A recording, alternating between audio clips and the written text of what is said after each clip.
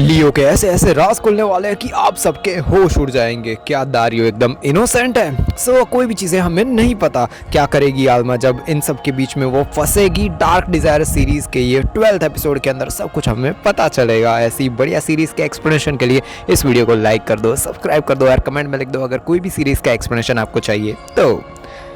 Elma मानने के लिए रेडी ही नहीं है कि लियो ने ब्रेंडा को मारा होगा। एल्मा को एडिथ का कॉल आता है कि हॉस्पिटल में आपको अभी के अभी आना पड़ेगा।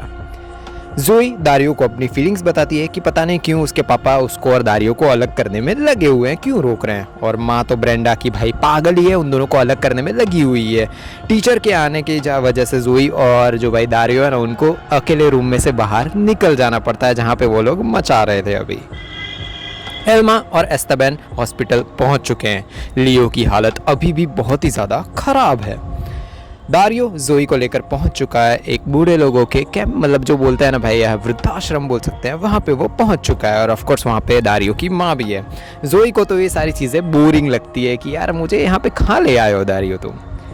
एस्तेबन ने वलेओ को ब्रेंडा के और लेस्ली के केस के बारे में रिलेटेड सारे सबूत और सारी चीज़ें छुप कर रखने के लिए कही हुई है, ताकि कोई भी उससे छेड़छाड़ ना कर सके और वो सबूत वापस के वैसे रहे और कोई भी मतलब जब प्रूफ करने की बारी आए ना तब किसी को पता ना चले।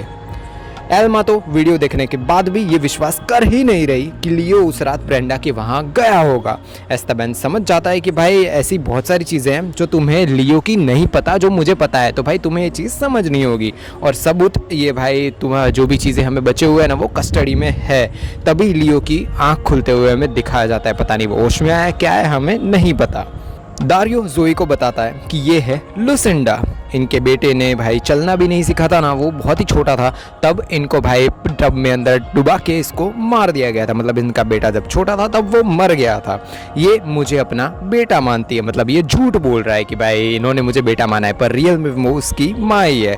उनके पति ने जेल में आत्महत्या कर ली थी। झूठा केस बनाया गया था इनके पति के खिलाफ। पुलिस भी इस साजिश में उनके साथ ही थी भाई, उन्होंने इसलिए ये थोड़ी बहुत पागल जैसी हो गई है, पर ये मुझे अपना बेटा मानती है, इसलिए मैं इनके पास यहाँ पे आया करता हूँ।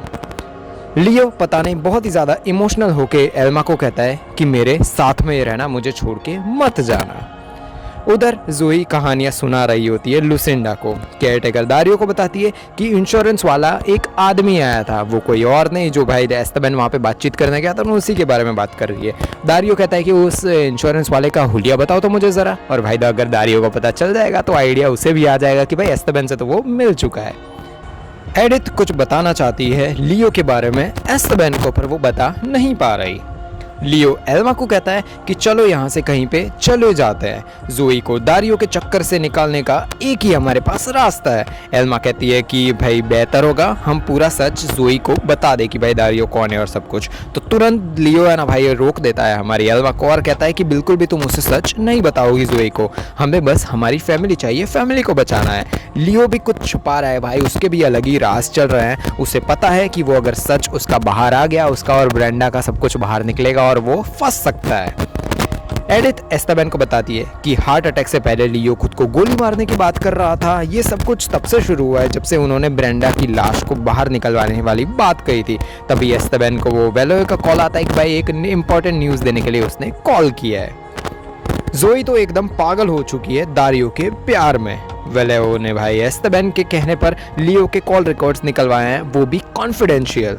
एस्तेबन एल्मा को कहता है कि याद करने की कोशिश करो कि उस वीकेंड पर लियो था कहाँ पे, उस रात वहाँ पे तुम्हारे साथ था या नहीं था, सारी चीज़ें तुम याद करो।